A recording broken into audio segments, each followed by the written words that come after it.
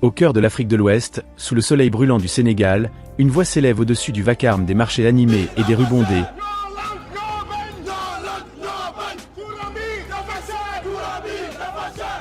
Une voix qui résonne dans les ruelles et se répercute dans les savanes. C'est la voix de Guy Marius Sagna, le Brandon sénégalais devenu une lueur d'espoir et de défi contre les ombres persistantes du colonialisme.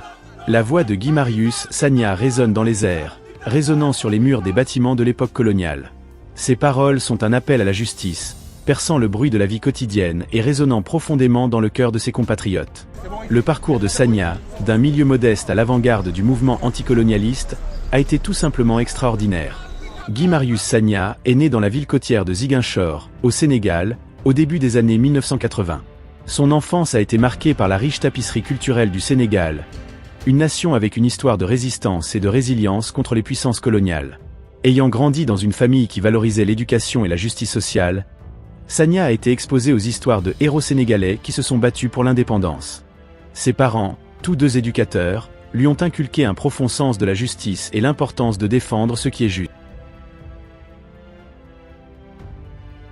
On parle de sécurité alimentaire, mais il faut aller vers la souveraineté alimentaire. Parce que la sécurité alimentaire, c'est quoi? L'essentiel, c'est que nos populations mangent, peu importe si ce qu'ils mangent viennent de la France, viennent des États-Unis, de la Chine ou de la Russie. On reste dépendant. Or, la CEDEAO doit aller vers la souveraineté. Et c'est ça que la jeunesse africaine hurle et crie. Et nous restons sourds à cette jeunesse. Nous restons sourds à ces femmes. Nous restons sourds à nos peuples. La soif de connaissance de Sagna l'a conduit à Dakar, où il a poursuivi des études supérieures en sociologie et en sciences politiques à l'université Cheikh Anta Diop. Son parcours académique était bien plus qu'une simple quête de diplôme. C'était une quête pour comprendre les problèmes systémiques qui affligent sa nation et son continent. Les études de Sagna lui ont fourni les outils analytiques nécessaires pour analyser les structures sociopolitiques et économiques qui perpétuent les inégalités et le néocolonialisme en Afrique. Ses professeurs ont noté son intelligence vive et sa passion pour la justice, le décrivant souvent comme un étudiant destiné à la grandeur. Tant qu'on continuera à dire que nous sommes pauvres, nous ne faisons pas le bon diagnostic, nous sommes appauvris. Et la question est, qui nous appauvrit? Je pense que ce sont nos propres régimes, nos propres présidents, par leurs options, qui ne sont pas de bonnes options, qui sont des options de détournement de fonds, qui sont des options de suivisme vis-à-vis du FMI et de la Banque mondiale, qui sont des options de maintien d'une monnaie néocoloniale qui est le franc CFA, qui sont des options néolibérales.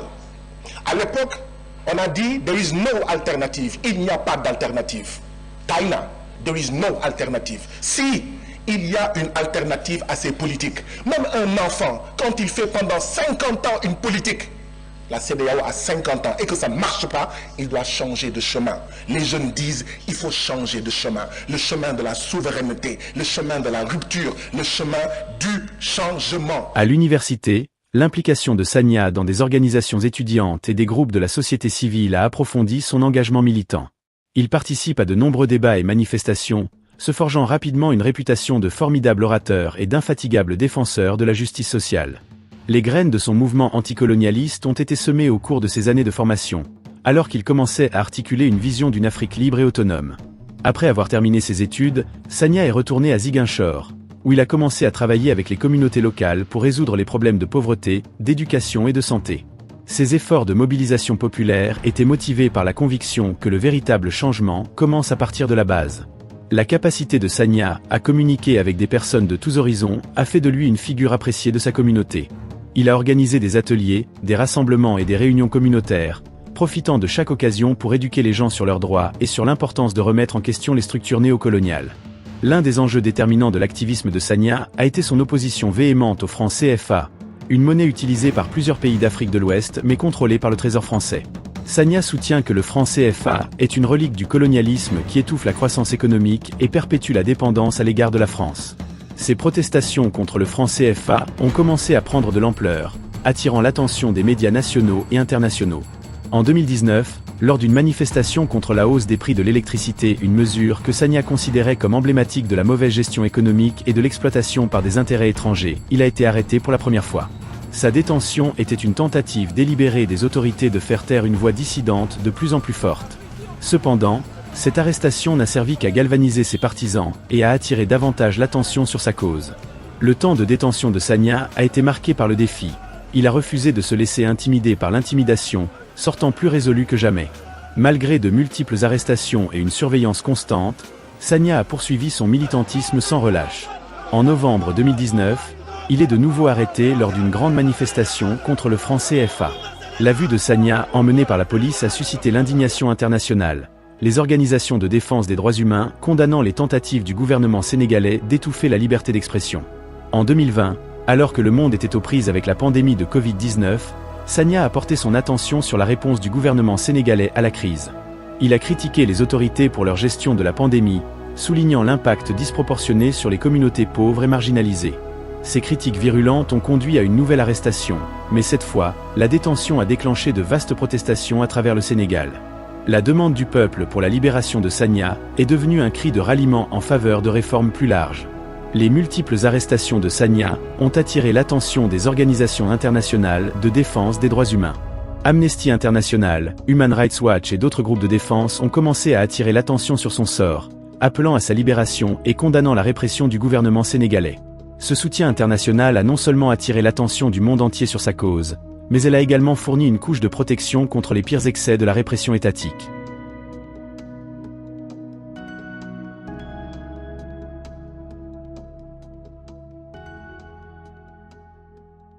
En 2023, dans une tournure dramatique des événements, la quête incessante de justice de Sagna a été récompensée lorsqu'il a été élu président du Parlement de la CEDEAO.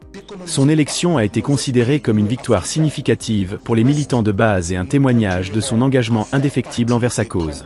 Au Parlement de la CEDEAO, Sagna a trouvé une plateforme plus large pour plaider en faveur de l'indépendance économique, de la justice sociale et de l'intégration régionale. Depuis son siège au Parlement de la CEDEAO, Sagna a défendu sans relâche l'abolition du franc CFA, l'expulsion des forces militaires étrangères d'Afrique de l'Ouest et l'établissement de pratiques commerciales équitables. Ses discours au Parlement sont tout simplement électrisants, laissant souvent ses collègues et ses électeurs impressionnés par sa passion et la clarté de sa vision. Les propositions de Sagna, bien que radicales pour certains, ont suscité d'importants débats sur l'avenir de la région. Le rôle de Sagna au sein de la CEDEAO lui a également permis de nouer des alliances avec des dirigeants partageant les mêmes idées et provenant d'autres pays d'Afrique de l'Ouest. Ensemble, ils travaillent à forger un front uni contre le néocolonialisme et pour la souveraineté et le développement de leur pays. Que nos populations mangent, peu importe si ce qu'ils mangent viennent de la France, viennent des États-Unis, de la Chine ou de la Russie. On reste dépendant. La capacité de Sagna à rassembler les gens et à inspirer une action collective a joué un rôle déterminant dans l'avancement de son programme législatif. Depuis sa position au Parlement de la CEDEAO, la voix de Sagna a dépassé bien les frontières du Sénégal. Il est devenu un symbole mondial de la résistance contre le néocolonialisme, invité à prendre la parole lors de forums et de conférences internationaux. Son message résonne auprès des gens du monde entier qui voient en lui le reflet de leur propre lutte pour la justice et l'autodétermination. De retour au Sénégal, l'influence de Sagna ne cesse de croître. Ses projets communautaires, désormais soutenus par un réseau d'alliés locaux et internationaux, font des différences tangibles dans la vie des gens. Des écoles, des centres de santé et des coopératives économiques voient le jour, alimentés par l'énergie du mouvement de Sagna. Malgré son influence croissante, le parcours de Sagna reste semé d'embûches. La menace constante d'arrestation et de harcèlement pèse sur lui et sa famille. Pourtant, la détermination de Sagna reste intacte. Sa femme et ses enfants, bien que souvent inquiets pour sa sécurité, sont ses piliers de force, partageant sa vision d'un avenir meilleur. Alors que le soleil se couche sur l'Atlantique, projetant de longues ombres sur les anciens baobabs, Guy Marius Sagna se pose en sentinelle de l'espoir. Son parcours, marqué par la lutte et le sacrifice, continue d'inspirer des millions de personnes. Dans sa quête incessante de justice et de souveraineté, l'histoire de Sagna est un phare, une saga cinématographique de la croisade d'un homme contre l'héritage persistant du colonialisme, ouvrant la voie à l'avenir de l'Afrique alors que Sagna, sans se laisser décourager et inflexible, se prépare aux batailles à venir. Sa voix, un appel à la liberté et à la justice, résonne à travers les âges, témoignage du pouvoir d'un individu de changer le cours de l'histoire.